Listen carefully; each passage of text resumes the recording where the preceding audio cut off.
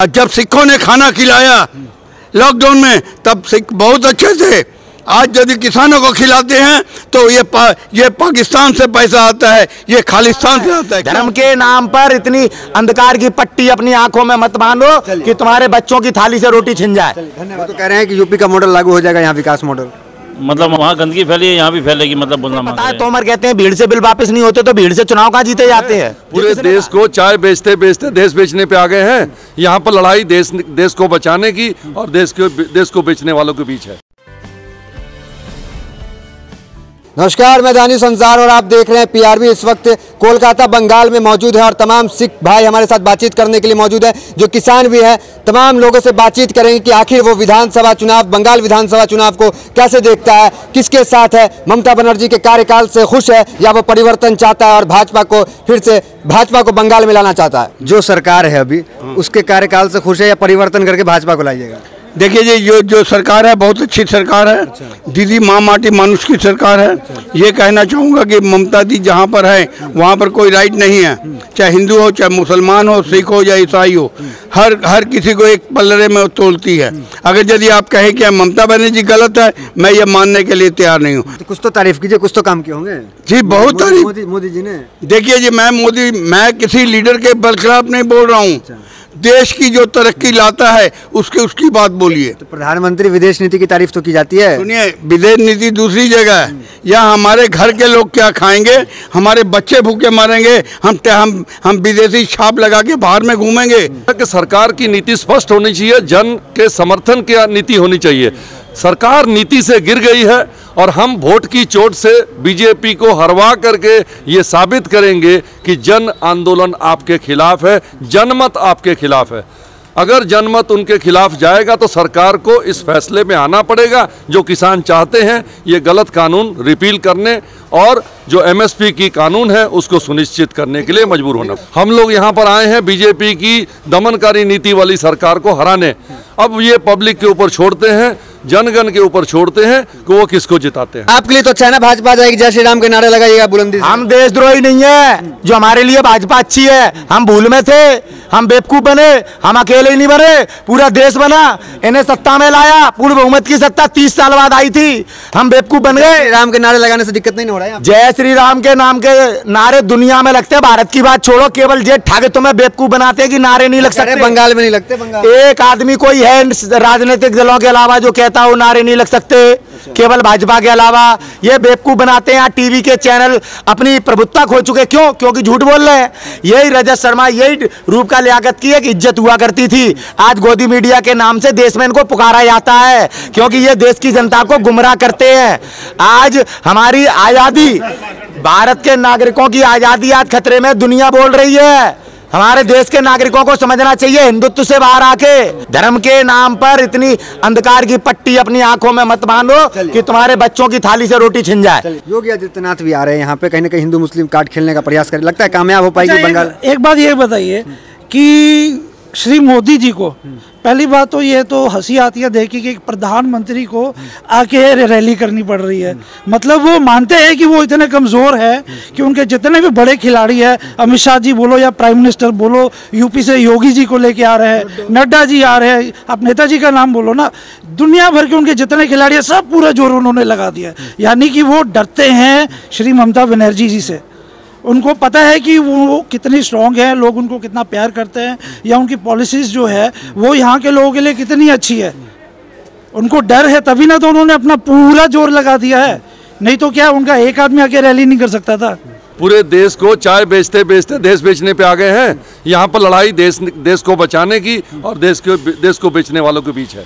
तो जब कहते हैं सोनार बंगला बना देंगे तो भरोसा क्यों नहीं करते? तो सोनार बंगला किधर से बना देंगे? सोनार इंडिया नहीं बना सके, इंडिया को ही पूरे बेच खा रहे हैं। हिंदू मुस्लिम का प्रयास जो है ये मोदी सरकार करती है, ये आरएसएस सरकार करती है, ये बंगाल की सरकार नहीं कर रही है। ये लोग हिंदू हिंदू हिंदू हिंदू खाली करते हैं। इनको पंजाबी नहीं चाहिए, इनको मुस्लिम नहीं चाहिए, पारसी नहीं चाहिए, क्रिश्चियन नहीं चाहिए। ये लोग खाली राम मंदिर लेके राम मंदिर करना है, राम मंदिर बनाना, ये लोग इसी में व्यस्त है और ये देश के लिए सोच बहुत खराब है। पर पहले भी तो इंडिया में सारे रहते थे, हिंदू भी रहते थे, मुसलमान रहते थे। आज नया क्या हो गया कि खाली हिंदू हिंदू हो रहा है? हिंदू तो पहले भी थे, अभी भी हैं। हम लोग सब हिंदुओं के साथ मिल के रहते हैं, हम लोग सब मिल के रहते हैं, ऐसी बात नहीं है। बताया जाता है योगी आदित्यनाथ भी आए हुए थे, वो कहते हैं कि यहाँ पे बोलने की आज़ादी नहीं है, यहाँ पे वो जो हिंदू है उनको इंसाफ मिलेगा। तो उनके वहाँ पर क्या कितनी सुरक्षा बताइए औरतों को? वो तो कह रहे हैं कि यूपी का मॉडल लागू हो जाएगा यहाँ, विकास मॉडल। मतलब वहाँ गंदगी फैली है, यहाँ भी फैलेगी, मतलब बोलना मांग रहे हैं। क्या कामयाब हो पाएंगे? भाजपा को हराने पे तुले हुआ है किसान। वो तो हारी हुई है यार, 3 सीटें थी पिछली बार एमएलए की, अब क्या लग रहा है तुम्हें कि 200 पार कर जाएंगे? यार बातें करने से देश चल रहा होता तो जीडीपी नहीं गिर गई होती, नौजवान रोजगार के लिए सड़क पे ना भटक रहे होते। जुमलेबाजी से देश नहीं चलता है। 3 सीटें थी पिछले इनके चुनाव में, केवल 3 से यार क्या 200 पहुंच जाएंगे? पूरा बंगाल चिल्ला रहा है मोदी के खिलाफ, पूरा देश चिल्ला रहा है मोदी के खिलाफ। वोट है कहाँ? केवल और केवल षड्यंत्रकारी नीतियों के तहत जीत अपनी कर सकते हैं, जैसे बिहार में किया, क्योंकि चुनाव आयोग और देश की संवैधानिक संस्थाएं सब ठप पड़ चुकी हैं। कोई भी आज संविधान को बचाने के लिए लड़ पाने में, अपने मान सम्मान को सुरक्षित कर पाने का भी आज किसी में बूता नहीं है। दिल्ली भीड़ देख के कहा जा रहा है मोदी लहर है बंगाल में। आपको पता है, तोमर कहते हैं भीड़ से बिल वापस नहीं होते, तो भीड़ से चुनाव कहाँ जीते जाते हैं? ये किसने कहा? तो हमारे को तो पता है ना, भीड़ से कुछ नहीं होता। अब भीड़ दिखा के क्या कह रहा है? किसानों की भीड़ भीड़ नहीं, और इन पैसों से लाए गए टुकड़े टुकड़े गैंग और जो गुंडों की भीड़ भीड़ है। किस प्रकार से देश को गुमराह करते हैं जो भाजपा ही। इन लोग आज देश समझ चुका है, आज देश का तबका बच्चे से लेके जानवर तक इन लोगों के खिलाफ है। क्या ना समझदार है किसान? आज किसान ना समझदार है। किसान नहीं होता। आज पंजाब 80% फूड 1987-86 का रिकॉर्ड देखिए, उस टाइम का मुझे पता है। 87% फूड पंजाब देता रहा, 80% खाद जो है पंजाब देता रहा। पंजाब, हरियाणा, हिमाचल। आज पंजाब किसान के बेटे इतने खराब हो गए, शहीदी गोली खाने के लिए हमारे आदमी होते हैं, हमारे भाई लोग शहीदी के लिए गोली खाते हैं। क्या किया जाता? उनके ऊपर में एक नेशनल फ्लैग देके सैल्यूट मारा जाता है। बाद में उनके बच्चे, उनके बीवी, उनके लड़के भीख मांगते हैं। जब सिखों ने खाना खिलाया लॉकडाउन में, तब सिख बहुत अच्छे थे। आज यदि किसानों को खिलाते हैं तो ये पाकिस्तान से पैसा आता है, ये खालिस्तान से आता है। क्यों, किस लिए? भारतीय जनता पार्टी एक सीट जीतने की उम्मीद नहीं कर सकती पश्चिम बंगाल में। बंगाल से भारतीय जनता पार्टी का खाता नहीं खुलेगा। ये नौटंकीबाज कहाँ से आ गए जो राम के वस्त्र पहनते हैं और बेटियों के बलात्कारियों को बचाते हैं? हिंदुत्व करके देश लूट लिया है, हिंदुत्व करके हमारी आजादी छीन। भैया राजपूत हैं, ठाकुर हैं, पीछे हटने वाले नहीं है। तो गाजीपुर में आंदोलन कर ही रहते, तमाम बॉर्डर पे कर ही रहते। बंगाल आना जरूरी क्यों हो गया? बंगाल आना इसलिए जरूरी हुआ कि अभी 5 स्टेटों में चुनाव आ गया है। बीजेपी सरकार के कानों में जूं नहीं रेंग रही है किसानों के आंदोलन के बारे में। किसान के हित की बात किसान से ज़्यादा कोई नहीं समझ सकता। सरकार ये समझाने में लगी हुई कि हमारे कानून बहुत अच्छे हैं, तो किसान को इतना अनपढ़ गवार तो है नहीं कि किसान को अपना हित नहीं समझ में आ रहा। तो किसान जब कह रहा है कि हमको खैरात में आपके ये गलत कानून नहीं चाहिए, और सरकार जो है 80% कानून को अमेंड करने के लिए राजी है, तो 20% वाला नालायक बच्चे को क्यों पास कराने में लगी हुई है सरकार? जब 20% ही सही है ना वो कानून, 80% आप अमेंडमेंट करने के लिए राजी हैं और 2 साल के लिए उसको होल्ड करने के लिए राजी हैं। आपको मालूम है किसी एक क्लास में 1 साल बच्चा फेल होता है तो दूसरी बार उसको निकाल देते हैं स्कूल से। तो ये फेल और सड़ा हुआ कानून है, ये किसान के हित के खिलाफ है। किसान को ये कानून नहीं चाहिए। इस बात को जब वो अपनी उस सरकार के पास आवाज़ पहुंचाना चाहता है तो सरकार उसको बॉर्डर पे रोक दे रही है, अपनी बात पहुंचाने नहीं दे रही है।